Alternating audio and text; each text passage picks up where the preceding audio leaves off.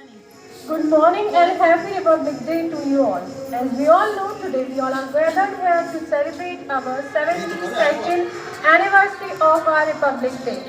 So let's start our program. It's time to host our flag. I would like to invite our respected principal sir to host the flag. Sir, please.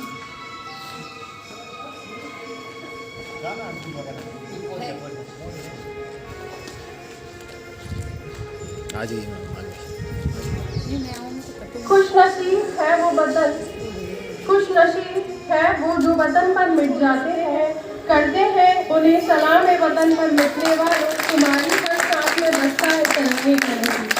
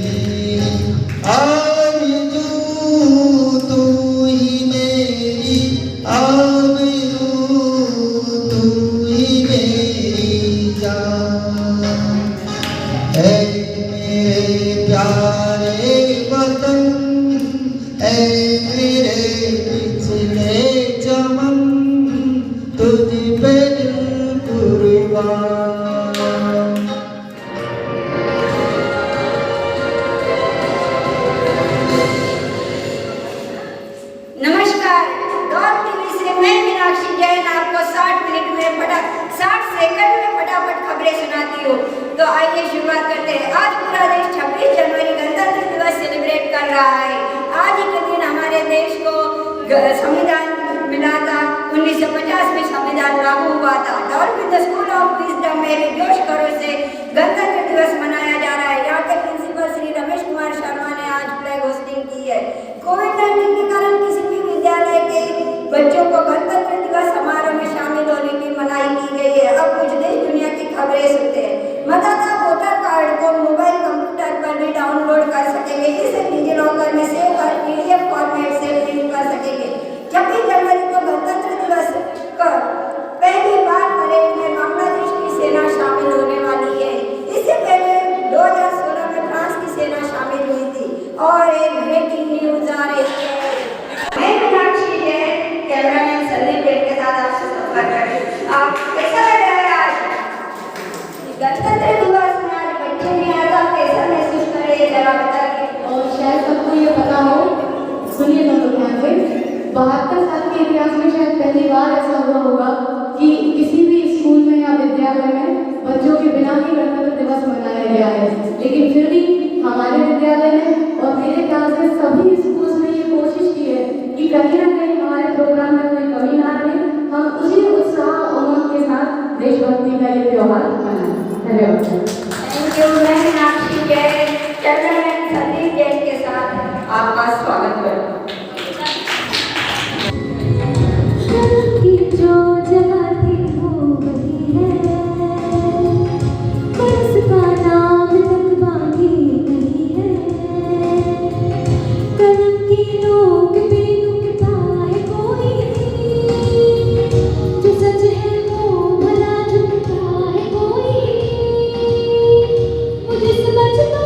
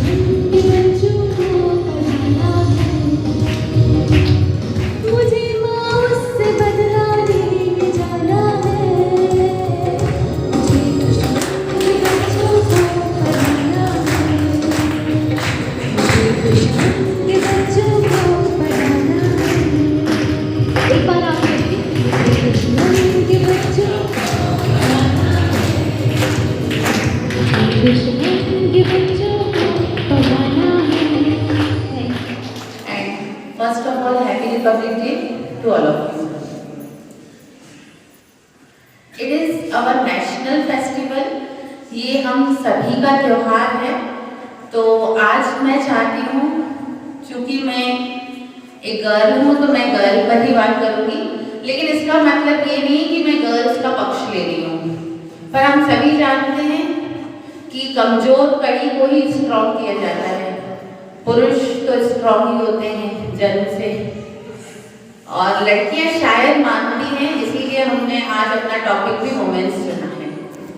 तो मैं जैसा कि हमारे यहाँ पर बात होती रहती है कि गर्ल्स की और बॉयज़ की समानता की, और बहुत सारे प्रयास हो भी रहे हैं इस समानता के लिए, और बहुत सारा डेवलपमेंट हुआ भी है।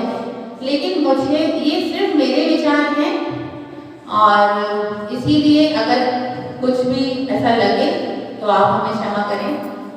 लेकिन मुझे ऐसा लगता है कि नारी को, गर्ल्स को सम्मान तब मिलेगा जब वो खुद अपने आप में सम्मानित फील करेगी, क्योंकि कहीं ना कहीं नारी खुद को भी कमजोर ही समझती है।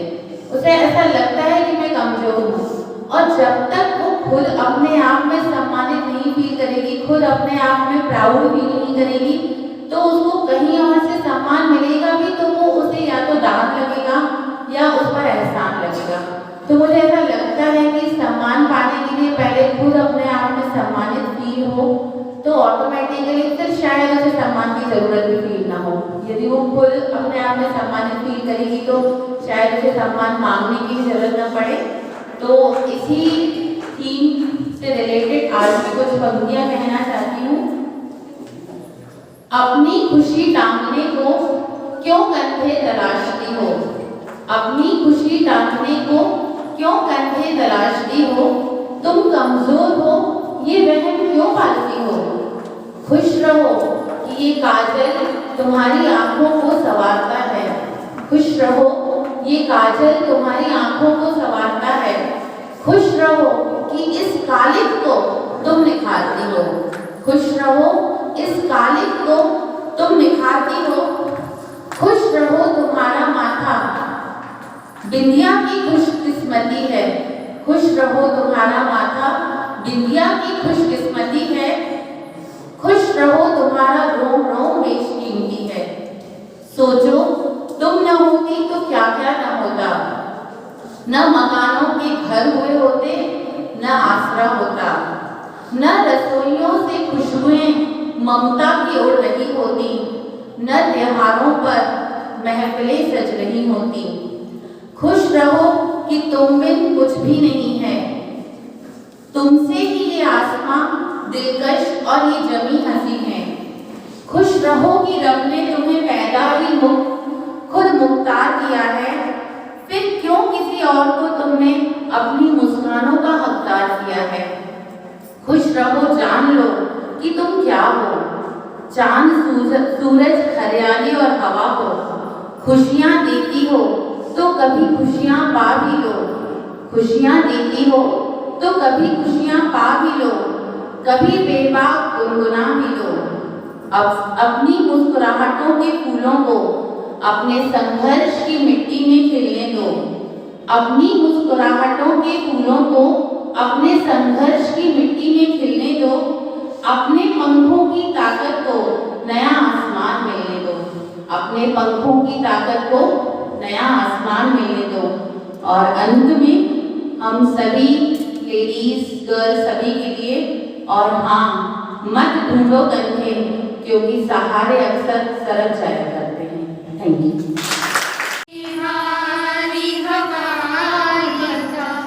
मेरा इतना काम करेगी क्या, मेरे गाँव जा मेरे दोस्तों को सलाम दे।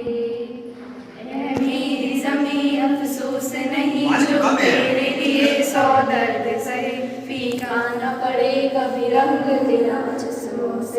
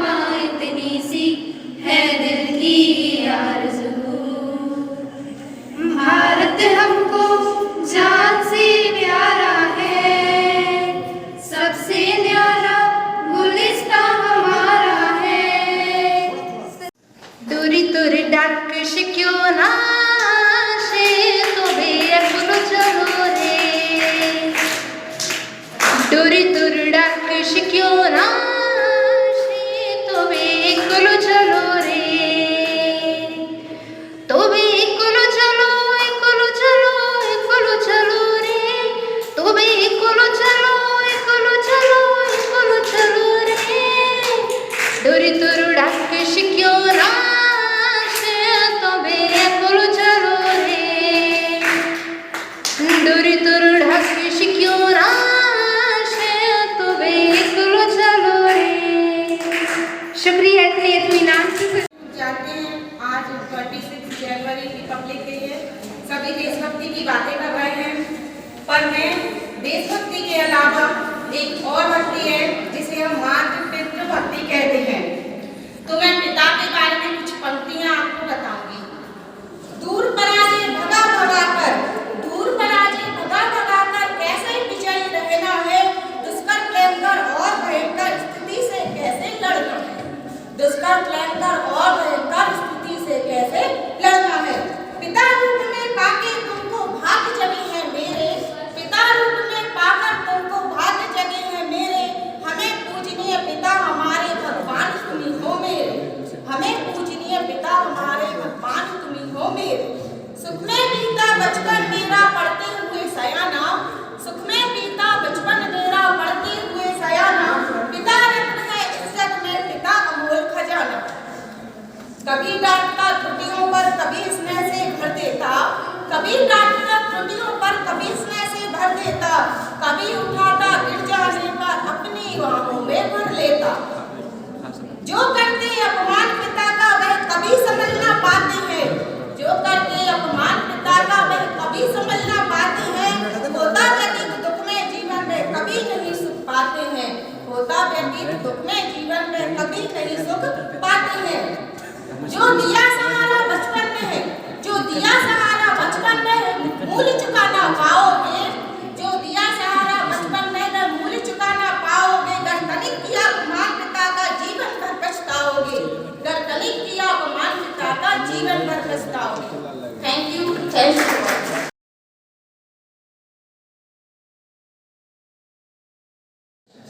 आन देश की शान देश की, तीन रंगों से रंगा तिरंगा अपनी यही पहचान। A very fine good afternoon to one and all presented here. First of all, I wish you all a very happy Republic Day, and on this special occasion, we are going to perform a short drama named मैं संविधान हूँ. So let's start a performance. सुनो सुनो भाई सुनो सुनो ध्यान लगाकर सुनो सुनो सुनो सुनो भाई सुनो सुनो ध्यान लगाकर सुनो सुनो सुनो सुनो भाई सुनो सुनो ध्यान लगाकर सुनो सुनो। सुनो सुनो क्या सुनो? आप सब लोग कौन हैं और क्या सुनाना चाहते हैं? मैं संविधान हूँ, जिसे भीमराव अम्बेडकर जी ने लिखा था। संविधान? तो क्या आप और आप सब जानते हैं हमारे संविधान के बारे में? नहीं जानते। तो ये बड़ी ही अफसोस की बात है कि आज हम हमारे देश के संविधान को लागू हुए 72 वर्ष हो चुके हैं और जिसके बारे में हमें हमारे मौलिक अधिकारों के बारे में भी पता नहीं है। तो आइए जानते हैं हम संविधान के कुछ मौलिक अधिकारों के बारे में। चलते हैं मौलिक अधिकार नंबर 1।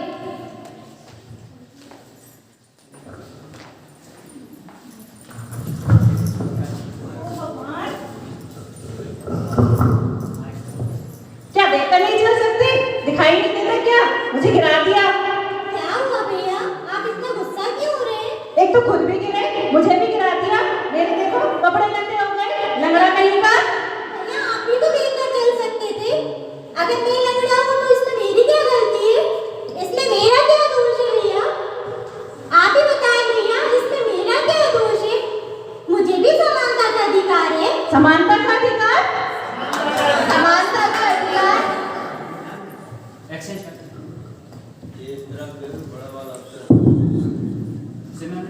आइए अब हम पढ़ते हैं हमारे दूसरे मौलिक अधिकार की तरफ। पापा मुझे गोवा जाना है। पापा मुझे मेरी फ्रेंड्स के साथ गोवा जाना है। नहीं, लड़कियां कहीं बाहर नहीं जाती हैं। जाओ जाके माँ के साथ काम में हाथ बटाओ। ज्यादा गुस्सा भी मत बताओ। पापा हाँ मेरे लाल बोल। क्या हुआ? पापा मुझे दोस्तों के साथ गोवा घूमने जाना है। हाँ मेरा बेटा गोवा जाएगा, ठीक है जा। और कुछ जरूरत तो नहीं है? पापा मुझे कुछ पैसों की जरूरत है। कितने चाहिए बेटा? बस 20,000 रुपये। 2 मिनट में ले बेटा, ये 30,000 रख और आराम से एंजॉय करना। थैंक यू पापा।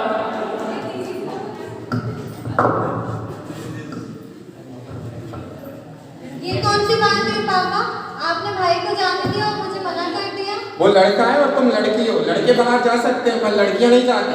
मैं लड़की हूँ तो क्या मुझे स्वतंत्रता का अधिकार नहीं है? स्वतंत्रता का अधिकार? हाँ, स्वतंत्रता का अधिकार, स्वतंत्रता का अधिकार। चलो अब हम बढ़ते हैं हमारे तीसरे मौलिक अधिकार की तरफ। पापा कहते हैं पढ़ना करेगा, बेटा हमारा ऐसा काम करेगा। क्या कर रहा है मूर्ख? पौधा लगाना देख नहीं ना क्या? ऐसे कौन पोछा लगाता है? चारों तरफ तो गंदगी फैली पड़ी है। ऐसे ही लगाता हूँ, मुझे तो ऐसे ही लगाना आता है। मालिक से जमा लगाती हुई शर्म नहीं आती? आप इसे मार क्यों रहे हैं? ये मेरा नौकर है, मैं कुछ भी करूं, तुम्हें क्या मतलब? मैं इस देश का जिम्मेदार नागरिक हूँ, आप इसे मारे नहीं। इसका घर मेरे पैसों से चलता है। माना कि इस जगह आपके पैसों से चलता है, पर आप इसे मार नहीं सकते। पता है आपको जेल भी हो सकती है। क्यों, मेरा क्या कसूर है? क्या आपको नहीं पता 14 वर्ष से कम आयु के बच्चों को कार्य करवाना हमारे देश में संविधान के खिलाफ है? ये शोषण के विरुद्ध का संविधान है, शोषण के विरुद्ध का अधिकार है। शोषण के विरुद्ध का अधिकार? हाँ, शोषण के विरुद्ध अधिकार, शोषण के विरुद्ध अधिकार। आइए अब हम बढ़ते हैं हमारे चौथे मौलिक अधिकार की ओर।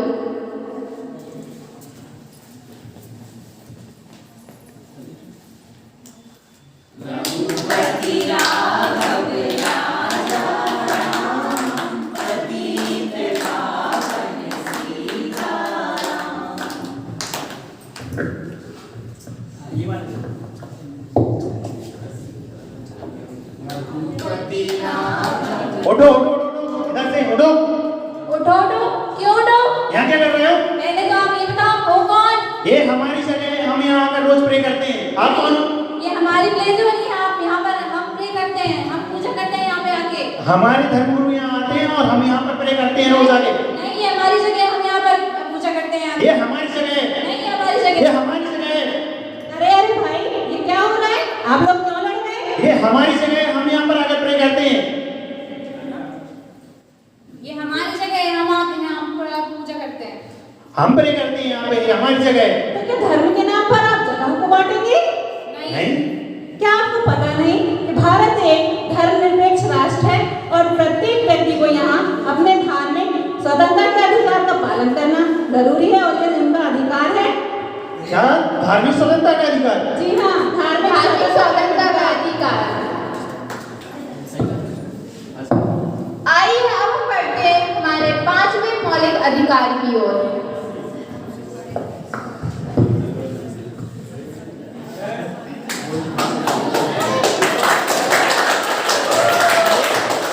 अरे तुम यहाँ? क्यों, मैं यहाँ नहीं हो सकती क्या? तुम्हारा यहाँ अमीर लोगों के कॉलेज में तुम्हारा क्या काम है? मैंने यहाँ एडमिशन लिया है अपनी आगे की पढ़ाई पूरी करने के लिए। पता भी है यहाँ पर कितना खर्चा होगा? हाँ, तुम उसकी चिंता मत करो, मुझे इससे सरकार के लिए पूरी मदद मिली है इसके लिए।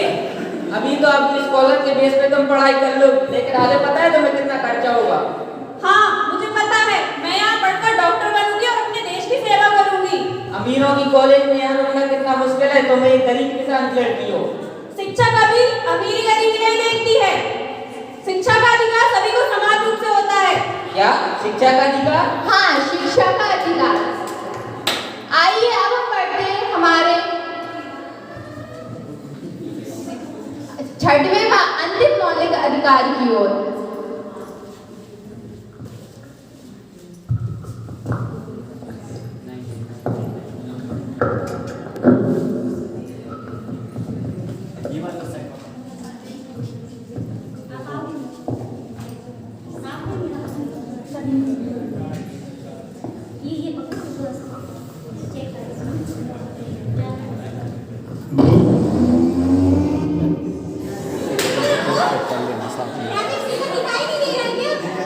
दिखाई दे रहा है ना?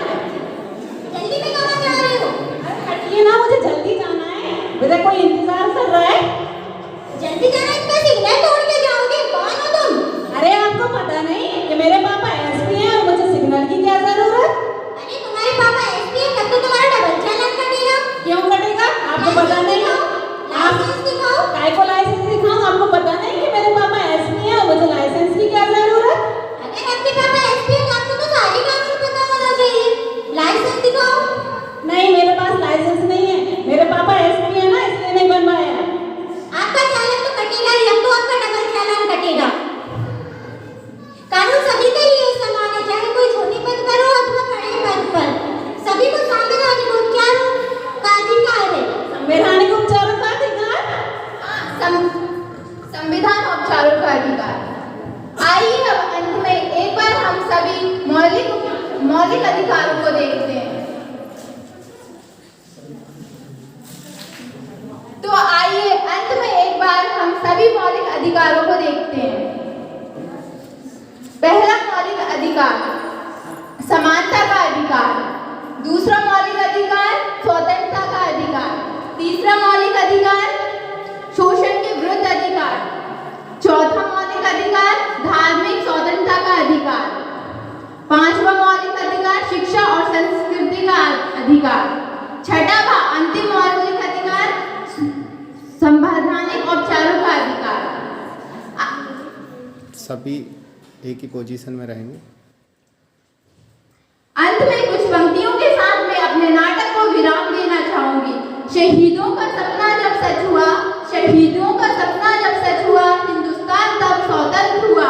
आओ सलाम करें उन वीरों को, आओ सलाम करें उन वीरों को, जिसकी वजह से भारत गणतंत्र हुआ, भारत गणतंत्र हुआ। Thank you.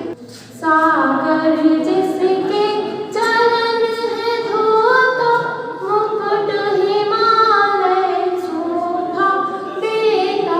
सागर जिसके चरण है धोता, मुकुट हिमालय शोभा देता। इस पर चलकर बड़े हुए, इस पर चलकर बड़े हुए, इसको आगे बढ़ाएंगे।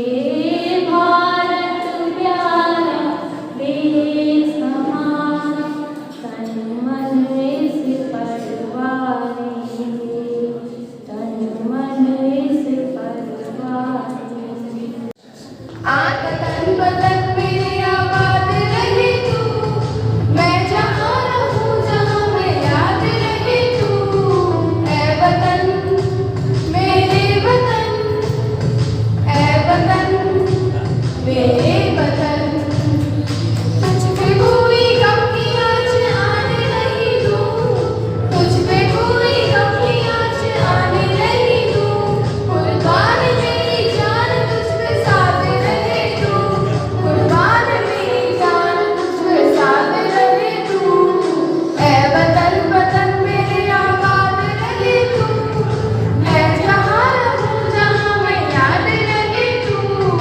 ऐ वतन मेरे वतन। हुआ तो ये कहा गया कि जब तक हमारे देश का कोई संविधान नहीं है, जब तक हम पूरी तरह से आजाद नहीं है। आखिरकार 2 साल 11 महीनों की मेहनत के बाद हमारे देश का संविधान लिखा गया। और यदि आपने देखा हो, मैंने एक वीडियो देखा था, उसमें हमारे जो शीर्ष नेतृत्व था उसका ये कहना था कि हमारा संविधान अभी इंग्लिश में लिखा है, अंग्रेजी में लिखा है, और हम ये भाषा आने वाले 15 वर्षों तक अपनाएंगे, क्योंकि तब तक हमारी कोई भी पुस्तकें हिंदी में उपलब्ध नहीं है। तो उन्होंने ये कहा था कि हम 15-20 वर्षों के अंतर्गत अपनी सारी की सारी किताबों को, चाहे कानून की हो, प्रबंधन की हो, विधि की हो, सबको हिंदी में ट्रांसलेट करेंगे और हमारी एक ही राजभाषा होगी और वो राजभाषा हिंदी होगी। संविधान में कहीं भी राष्ट्रभाषा का उल्लेख नहीं है, वहाँ पर हिंदी को सिर्फ राजभाषा कहा गया है और बाकी भारत की जितनी क्षेत्रीय भाषाएं हैं सभी ने इस समर्थन के साथ भारत को राजभाषा माना था। लेकिन आज आज़ादी के लगभग 76 वर्ष बाद और संविधान लागू होने के 72-71 वर्ष बाद भी हम उसी आज़ादी के गुलाम हैं। तो तो मेरे मन में हमेशा ये प्रश्न रहता है कि हम आज़ाद हुए भी हैं या नहीं हुए, क्योंकि जब हमें आज़ादी मिली तो एक ये प्रश्न है कि हमें आज़ादी मिली थी, हमने आज़ादी छीनी थी या हमें आज़ादी दी गई थी। तो इसका उत्तर ये है कि हमें आज़ादी दी गई थी। अंग्रेजों को ये पता था कि आज या कल आज़ाद तो हमें भारत को करना ही पड़ेगा, ज़्यादा दिन हम भारत को स्वतंत्र बना के नहीं रख सकते, तो उन्होंने हमें आज़ादी दी। लेकिन विश्व के 195 देशों में से 80 देशों में अंग्रेजों ने राज किया है, और उन सभी देशों में जहाँ पर वो छोड़ के आए हैं वहाँ वो अपनी सारी भाषा, उनके काम करने के तरीके, सारी चीज़ों को छोड़ कर आए हैं।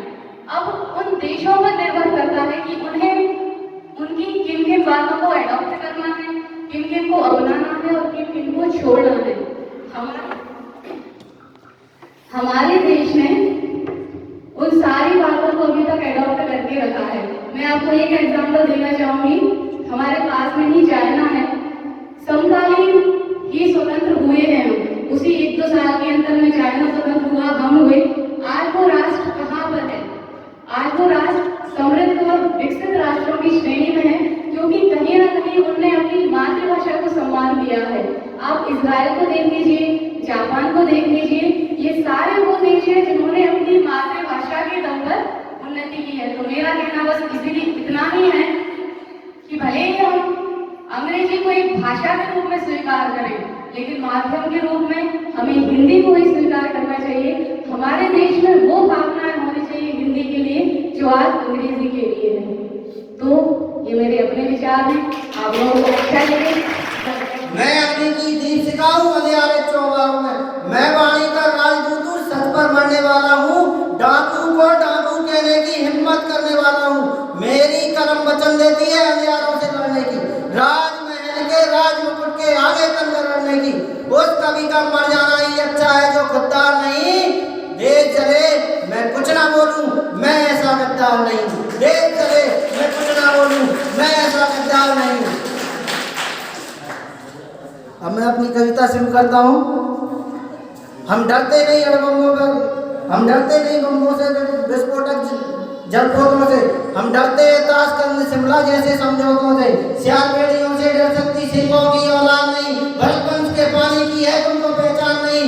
एटम बम बना कर तुम किस्मत में भूल गए, 65, 71 और 99 के युद्धों को शायद भूल गए। तुम याद करो गाजी का बेड़ा झटके में ही डुबो दिया, हिंदुस्तानी नाटों ने अमेरिकी जैसे जगा डाला। तुम याद करो उन 90,000 बंदी पाक जवानों को, तुम याद करो शिमला समझौता, इंदिरा के एहसानों को। पाकिस्तान ये कान खोल कर सुन ले, अब की जंग छिड़ी तो तेरा नाम